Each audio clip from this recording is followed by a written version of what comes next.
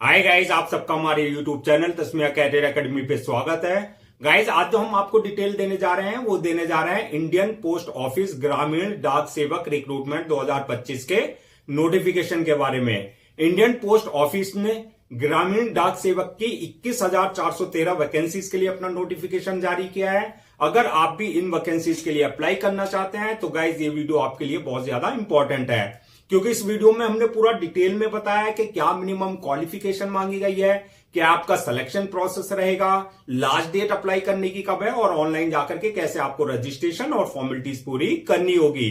तो गाइस पूरा वीडियो देखिएगा और साथ ही साथ में हमारे इस यूट्यूब चैनल को सब्सक्राइब कर लें, लाइक करें और ज्यादा से ज्यादा शेयर करें।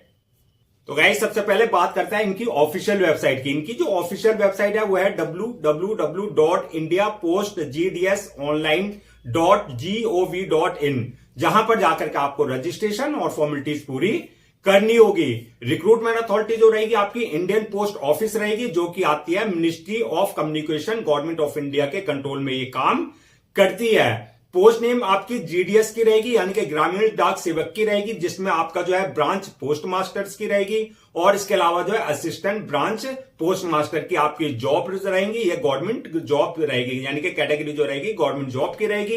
टोटल वैकेंसी जो है 21,413 वैकेंसीज के लिए नोटिफिकेशन जारी किया है, यानी कि इसमें जो है सबके लिए अपॉर्चुनिटी रखी गई है। जेंडर की अगर बात करें तो मेल एंड फीमेल, यानी कि man and women both can apply for these vacancy. Job location selection होने के बाद जो है आपका ऑल ओवर इंडिया, जहां जहां इंडियन पोस्ट ऑफिस की ब्रांचेज हैं, यूनिट है, कहीं भी आपकी जो है पोस्टिंग आपको दी जा सकती है। अप्लाई मोड की अगर बात करें तो पूरा जो है प्रोसेस जो रहेगा वो ऑनलाइन रहेगा, ऑफलाइन किसी तरह का कोई कम्युनिकेशन या आपका कॉरेस्पॉन्डेंस नहीं किया जाएगा। पूरा प्रोसेस ऑनलाइन रहेगा। लास्ट डेट जो है रजिस्ट्रेशन की, यानी कि अप्लाई करने की, वो है 3 मार्च 2025।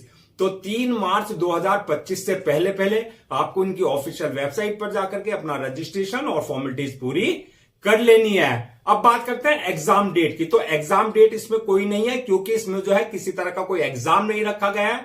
आपका जो सिलेक्शन होगा वो डायरेक्ट मेरिट बेसिस पे होगा। तो डायरेक्ट मेरिट बेसिस पे होगा, तो इसमें किसी तरह का कोई रिटन एग्जाम वगैरह नहीं रखा गया है। अब बात करते हैं एप्लीकेशन फीस की। तो एप्लीकेशन फीस की अगर बात करें तो अगर आप जनरल, ओबीसी या ईडब्ल्यूएस इस कैटेगरी में अगर आप आते हैं तो आपके लिए 100 रुपए एप्लीकेशन फीस रखी गई है। अगर आप एससी, एसटी, फिजिकल हैंडीकैप या फीमेल इस कैटेगरी में अगर आप आते हैं तो आपके लिए एप्लीकेशन फीस नील रखी गई है, यानी कि इस कैटेगरी के लोग जो है एग्जम्प्टेड रहेंगे। आपको किसी तरह की कोई एप्लीकेशन फीस देने की जरूरत नहीं है।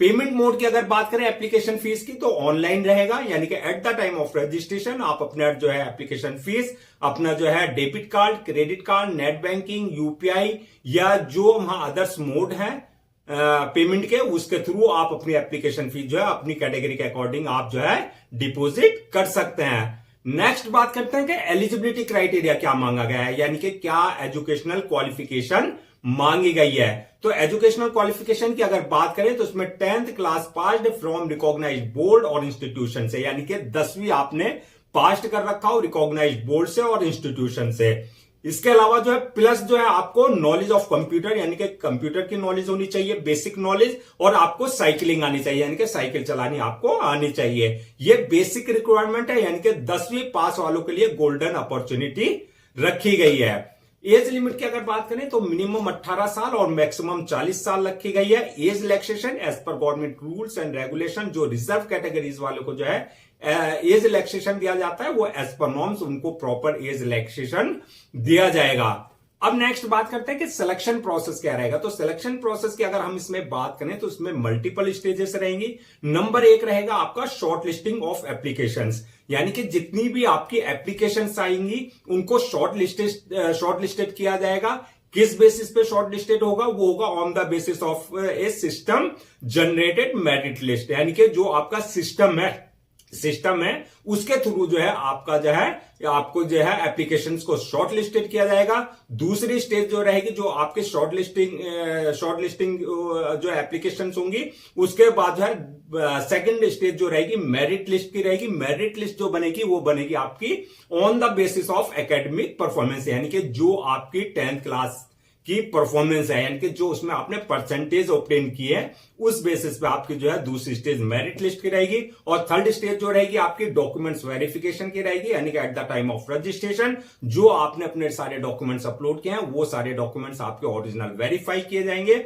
और फोर्थ स्टेज रहेगी मेडिकल एग्जामिनेशन की, यानी कि आपका जिस पोस्ट के लिए आपने अप्लाई किया है उसके लिए देखा जाएगा कि फिजिकली और मेंटली पूरी तरीके से आप फिट हैं या नहीं है। तो ये 4 स्टेजेस जो है आपको फेस करनी पड़ेगी, यानी कि इन सबको क्वालिफाई आपको करना पड़ेगा। अब बात करते हैं आपका जो है फाइनल मेरिट लिस्ट। तो फाइनल मेरिट लिस्ट जो बनेगी वो on the basis of your academic performance, यानी कि जो आपके एकेडमिक जो आपने 10th क्लास की आपका अचीवमेंट्स है, जो परसेंटेज आपने ऑब्टेन किया उस बेसिस पे बनेगी, प्लस जो आपका डॉक्यूमेंट्स वेरिफिकेशन है, प्लस जो आपका मेडिकल एग्जामिनेशन, ओवरऑल इस बेसिस पे ही आपकी जो है फाइनल मेरिट लिस्ट तैयार की जाएगी। और फाइनल मेरिट लिस्ट में जो आपका फाइनल लिस्ट रहेगी, जो कैंडिडेट सेलेक्ट होंगे वो आपको जो है इनकी ऑफिशियल वेबसाइट पर जो है आपको जो है इनकी जो है लिस्ट को जो है अपलोड कर दिया जाएगा। अब बात कर लेते हैं सैलरी और अलाउंसेस की। तो सैलरी अलाउंसेस की अगर बात करें तो पोस्ट वाइज वरी करेगी, यानी कि इसमें जो है ब्रांच पोस्ट मास्टर की जो बेसिक सैलरी रहेगी, यानी कि स्टार्टिंग सैलरी 12,000 से लेकर के आपका 29,380 तक रहेगी। और अगर असिस्टेंट ब्रांच पोस्ट मास्टर की अगर बात करें तो इसमें 10,000 से लेकर के आपका 24,470 के बीच में रहेगी, यानी कि सिलेक्शन होने के बाद आपकी जो है स्टार्टिंग सैलरी जो रहेगी वो रखी गई है, प्लस जैसे जैसे आपका एक्सपीरियंस होता रहेगा उसके अकॉर्डिंग जो आपका जो है प्रमोशन और इंक्रीमेंट आपका होता रहेगा। अलाउंसेस और अगर अदर्स बेनिफिट्स की बात करें तो ये एज पर गवर्नमेंट नॉर्म्स, जो इंडियन पोस्ट ऑफिस है जो उनके एम्प्लॉय हैं उनको जो अलाउंसेस और अदर्स बेनिफिट्स दिए जाते हैं वो एज पर गवर्नमेंट रूल्स एंड रेगुलेशंस वो आपको प्रॉपर जो है आपको सारे जो है अलाउंसेस और अदर्स बेनिफिट्स आपको दिए जाएंगे। अब इनको अगर हम कैटेगरीज वाइज जो आपकी ये वैकेंसीज निकली है इनको अगर हम कैटेगरीज वाइज डिवाइड करें यानी कि ब्रेक डाउन करें तो जनरल के लिए 9,735 वैकेंसीज रिजर्व रखी गई हैं। ओबीसी वालों के लिए जो है आपका 4,164 वैकेंसीज रखी गई हैं। एससी वालों के लिए 2,867 वैकेंसीज रिजर्व रखी गई हैं। एसटी वालों के लिए 2,086 वैकेंसीज रखी गई हैं जो है आपका रिजर्व। और ईडब्ल्यूएस वालों के लिए 1,952 वैकेंसीज रखी गई हैं। और पीडब्ल्यूडी ए वालों के लिए 178, पीडब्ल्यूडी बी वालों के लिए 195 और पीडब्ल्यूडी सी वालों के लिए 191 वैकेंसीज और पीडब्ल्यूडी के वालों के लिए जो है 45 वैकेंसीज रिजर्व रखी गई हैं। इस तरीके से आपकी 21,413 वैकेंसीज को पूरी तरीके से जो है भर्ती यानी कि फिल किया जाएगा। अब बात कर लेते हैं कि आपको अप्लाई करने से पहले क्या क्या आपको सारे डॉक्यूमेंट्स अपने रेडी रखने हैं स्कैन कॉपी करा करके। तो अगर हम डॉक्यूमेंट्स की अगर बात करें तो सबसे पहले जो आपके एकेडमिक क्वालिफिकेशन आपके यानी कि जो आपकी 10वीं की मार्कशीट है प्लस जो आपका सर्टिफिकेट है वो आपको जो है आपके पास होना चाहिए। दूसरा जो आपका बर्थ सर्टिफिकेट यानी कि अगर आपका डेट ऑफ बर्थ अगर 10th की मार्कशीट में अगर आपका मेंशन नहीं है तो आपको पास जो है बर्थ सर्टिफिकेट आपके पास कंसर्न अथॉरिटी से होना चाहिए। थर्ड आपका कास्ट सर्टिफिकेट यानी कि एससी एसटी ओबीसी का आप किसी तरह का कोई रिजर्वेशन ले रहे हैं तो कास्ट सर्टिफिकेट आपके पास कंसर्न अथॉरिटी से होना चाहिए। इसके अलावा डोमिसाइल सर्टिफिकेट, इसके अलावा जो है डिसेबिलिटी सर्टिफिकेट यानी कि अगर आप किसी तरह का फिजिकल हैंडीकैप का कोई रिजर्वेशन ले रहे हैं तो डिसेबिलिटी सर्टिफिकेट कंसर्न अथॉरिटी से आपके पास होना चाहिए। इसी तरीके से इनकम सर्टिफिकेट यानी कि अगर आप ईडब्ल्यूएस यानी कि इकोनॉमिकली वीकर सेक्शन का कोई रिजर्वेशन ले रहे हैं तो आपके पास इनकम सर्टिफिकेट जो है आपके पास कंसर्न अथॉरिटी से आपके पास होना चाहिए। इसके अलावा आईडी प्रूफ और एड्रेस प्रूफ और पासपोर्ट साइज फोटो, सिग्नेचर वगैरह ये सारे डॉक्यूमेंट्स आपको पहले से अप्लाई करने से पहले जो है सारे स्कैन कॉपी करा करके रेडी रखना है। अब बात कर लेते हैं कि अप्लाई करने का क्या प्रोसेस रहेगा यानी कि क्या प्रोसीजर रहेगा। तो जैसे कि हमने बताया था पूरा प्रोसेस जो रखा गया ऑनलाइन रखा गया, ऑफलाइन किसी तरह का कोई कम्युनिकेशन या आपका कॉरेस्पॉन्डेंस नहीं किया जाएगा।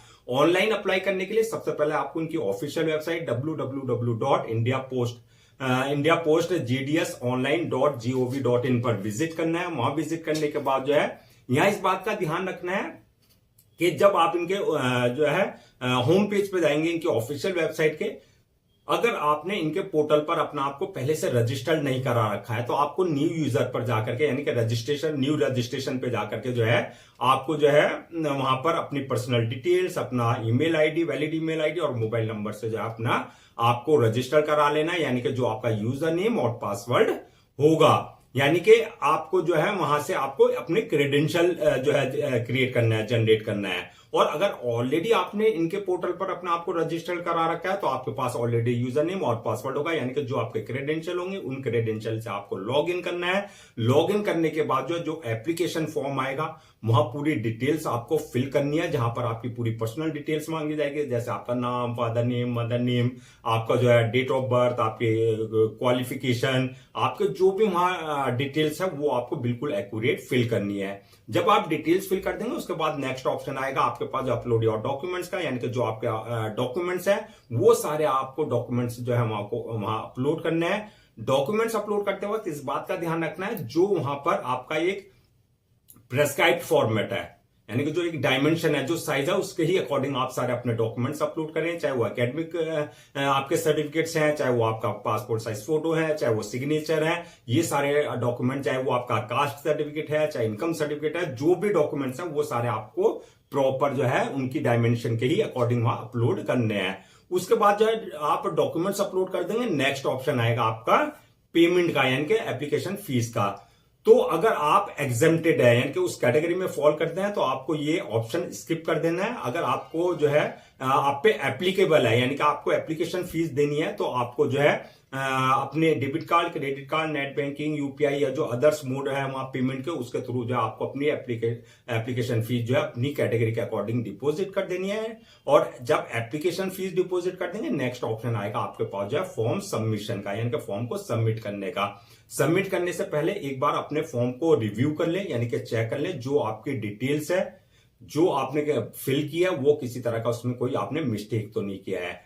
यानी कि आपको रिव्यू में पूरा जो है अगर मिस्टेक की है तो वहां करेक्शन का ऑप्शन आप होता है, करेक्शन आप उसमें कर सकते हैं। रिव्यू करने के बाद जो है फॉर्म को सबमिट कर दें, और सबमिट करने के बाद जो है 1 या 2 कॉपी की जो है प्रिंट आउट जरूर ले लें for your future reference, so that आपके पास जो है एक हार्ड कॉपी के रूप में जो है आपके पास एक ऑफिशियल रिकॉर्ड आपके पास हो जाए। तो गाइस ये थी आपकी इंडियन पोस्ट ऑफिस ग्रामीण डाक सेवक रिक्रूटमेंट 2025 के नोटिफिकेशन की डिटेल। आई होप आपके सारे डाउट्स क्लियर हो गए होंगे। अगर अब भी आपको किसी तरह का कोई डाउट है या आपकी कोई क्वेरी है या कंफ्यूजन है तो आप हमसे कमेंट सेक्शन में पूछ सकते हैं, हम उसका रिप्लाई जरूर देंगे। गाइस मैं एक बार फिर से आपको लास्ट डेट रिमाइंड करा देता हूं सो दैट आप उसे नोट डाउन कर ले। लास्ट डेट जो है रजिस्ट्रेशन की, यानी कि अप्लाई करने की, वह है 3 मार्च 2025। तो 3 मार्च 2025 से पहले पहले आपको इनकी ऑफिशियल वेबसाइट पर जाकर के अपना रजिस्ट्रेशन और फॉर्मेलिटीज पूरी कर लेनी है। गाइस हम आपके लिए जितने भी गवर्नमेंट जॉब्स हैं या गवर्नमेंट एग्जाम्स हैं उससे रिलेटेड जितने भी अपडेट्स होते हैं उस पे वीडियोस लेकर के आते हैं। इसके साथ साथ जो है आपके लिए प्रॉपर कैरियर गाइडेंस पे वीडियोस लेकर के आते हैं। अगर आप भी चाहते हैं कि आपको प्रॉपर कैरियर गाइडेंस मिलती रहे, साथ ही साथ में आपको गवर्नमेंट जॉब्स और गवर्नमेंट एग्जाम्स के पूरे अपडेट्स मिलते रहे, तो आप लोगों से मेरी रिक्वेस्ट है आप हमारे इस यूट्यूब चैनल को सब्सक्राइब कर लें, लाइक करें और ज्यादा से ज्यादा शेयर करें।